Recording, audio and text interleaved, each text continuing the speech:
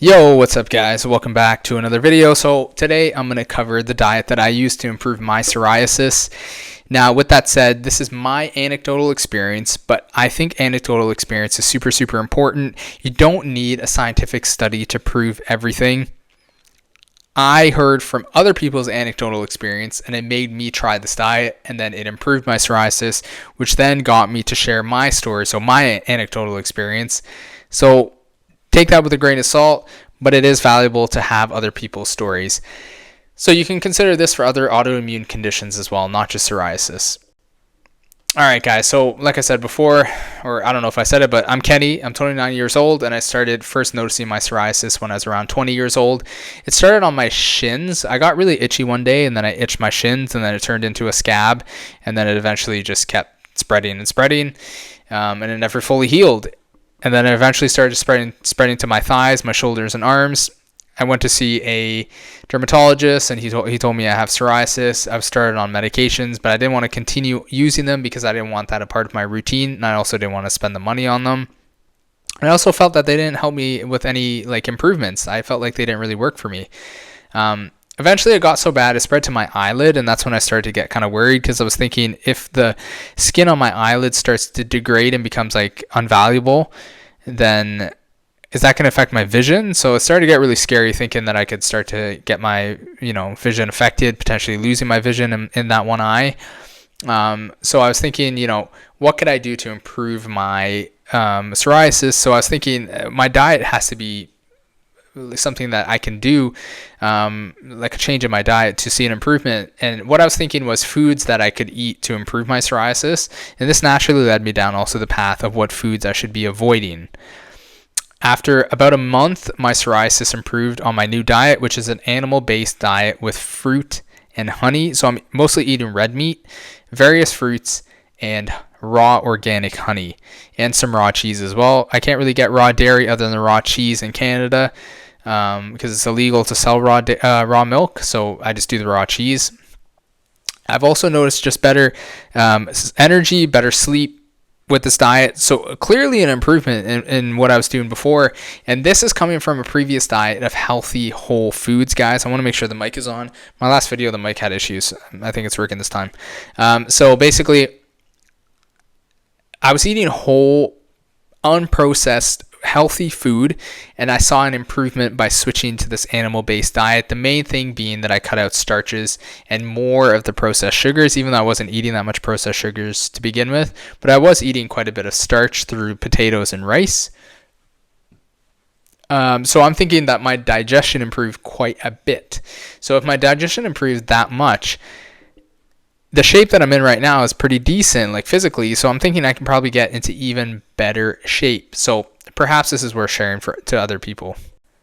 All right, so what about you? What do you gain from this video? So you're going to get my experience. You don't need to waste 10 plus years of experimenting to figure out what I know. I can just give it to you without you wasting that time. And also, guys, you don't need to, like I was saying before, get a scientific study for everything. Basically, how I got onto this diet is me listening to somebody sharing their opinion, which is their anecdotal experience. That's a fancy word for their story. It working for them, and then me trying it, and it working for me, and now me sharing my story with you, which potentially could make you try this and potentially have it work for you. This was also a non-medicated way of eliminating autoimmune issues, improving gut health, which just improves overall health anyways. Why would you not want that? You feel better overall. Don't need to overuse caffeine to get through the day, and you still get to eat foods that you enjoy. Eventually you stop craving the junk food, which is the crazy part. I'm not consciously sitting here thinking about, I want to avoid the pizza, I want to avoid the processed burger, I want to avoid the fried chicken. Literally, you just don't think about it, guys. It's kind of weird. Most diets, for some reason, your mental wiring, you still crave those foods, but you just actively avoid them. With this diet, I'm really not thinking about the food. It's kind of crazy. And I'm coming from a whole, healthy, unprocessed diet, mostly eating meats, vegetables, potatoes, rice, switching over to this, mainly cutting out my starches.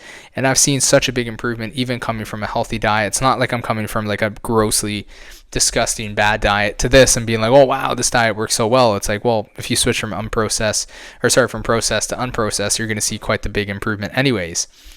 But with that said, guys, I do still have some junk food for celebrations, and you could too. Honestly, just for, if you want to go out to dinner, if you want to take a cute gym girl out to have a dessert or something like that, if you weren't too scared to talk to her, and if I wasn't too scared to talk to her, we could all do that. So with that said, for birthdays, whatever, you can still have your junk food. You can still have, if you're on vacation. I was on vacation recently, and I didn't have access to eating the way that I would typically eat as easily on this diet. So I did end up having some starches, some desserts, but I moderated it, and I didn't experience any massive detrimental effects going off plan from this diet.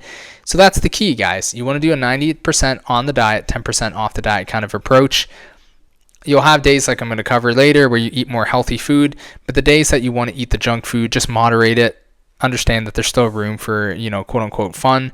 If you eat too healthy all the time, everybody's going to call you boring and weird, and you don't want that, especially not the gym girl. So have the room for the junk food, but just moderate it. All right. So what's the actual diet? So I covered that previously. And guys, the days that I want to eat a little bit more, I typically eat more healthy food. But like I said before, I do have the days where I want a cheat meal, and I'll still moderate the cheat meal that I want, which is the junk food, the pizza, the burger, the whatever, the fried chicken, and the dessert, whatever. But I like to think that when I want to eat more food, I try to eat more nutritious food. That way my body's getting more of nutritious food, and it's just more health. Of course, you still want to moderate your amount of calories on a daily basis. Again, this is not every day that I'm eating more healthy food. It's just once in a while when I want to kind of re-up on the calories. You do want to moderate your calories, guys, because you don't want to be too heavy, because you want your body fat to be within a healthy range, because that also dictates your health quite a bit. So imagine basically, guys, you can have your coffee when you want it. You don't eat it all the time because that's technically a bean. It's not a part of this diet, but you can still have it. I still have it, honestly, fairly frequently because, it's a 90-10% kind of rule. Like, you want to be 90% on the diet, 10% off. So if you have a little bit of things that you shouldn't have within moderation, it's not the biggest deal. So imagine being able to have a coffee, but just when you want it, you're not dependent upon it, was what I was trying to say. You eat about 3 meals per day, like a small breakfast, then 2 medium-sized meals for lunch and dinner with red meat. 2 with carbs, 1 without. Typically breakfast is without, and I typically have some raw Parmesan with that to kind of add a different taste to the beef. And then when it's Saturday, again, I'll eat probably a little more healthy food. And then for somebody's birthday, or if I want to go out to dinner with a cute gym girl, if I actually talk to one, and if you guys talk to one, this is what you can do as well. You can have some dessert with her. You can do whatever. So there's still moderation for the junk food. So I know this sounds lame, but fixing your gut health is super, super important. Like I was kind of saying before, everything that you eat goes into your body, and your gut health allows you to digest that, absorb that, and then feed your body. If there's something wrong with that process, you're not feeding the cells in your body. So think about how much improvement you can have with your overall health if you improve your gut health. There's major, major room for improvement. This diet is almost like a modified carnivore. So basically, for people with autoimmune conditions, they have a lot of inflammation in their gut, which then impacts their whole body in various ways, to which cells are not getting fed appropriately. So people have neurological issues, people have skin issues, people have like organ issues. It just really depends on your genetics and what impacts you. And basically, you're just cutting out foods that don't agree with you. And for most people, unfortunately, this is processed sugars. I have a sweet tooth, that's why I'm saying that. But also processed foods in general. A lot of starches, so potatoes, rice, bread, and even nuts and seeds. Yes, a lot of the foods that you once thought were healthy may not be things that actually work for you. And again, this is not necessarily for everybody. It's for people with autoimmune conditions such as psoriasis and other autoimmune conditions. These foods don't agree for you, but they may agree for somebody else. It's just like somebody with a peanut butter allergy. The person with the allergy can't go near that. Let's say if they digest it, or because there's like varying degrees of like how sensitive you are to the food. But let's say if you ingest it, and it's not like you can't be in the same room as the food, but if you ingest it, you go crazy. But then you have somebody with no peanut butter allergy, and they could literally eat peanut butter for days. So it's really finding out what works for you guys. So once you eliminate the autoimmune conditions with doing a very minimalist diet, you can try bringing back in certain foods, maybe certain starches, maybe like a sweet potato, maybe a whole potato, whatever, and see how your body responds. And if you find that you have less energy, your psoriasis comes back, or your other autoimmune condition comes back, then you should cut that back out and then maybe try bringing in a different type of food that you want to bring back in and test to see if it works.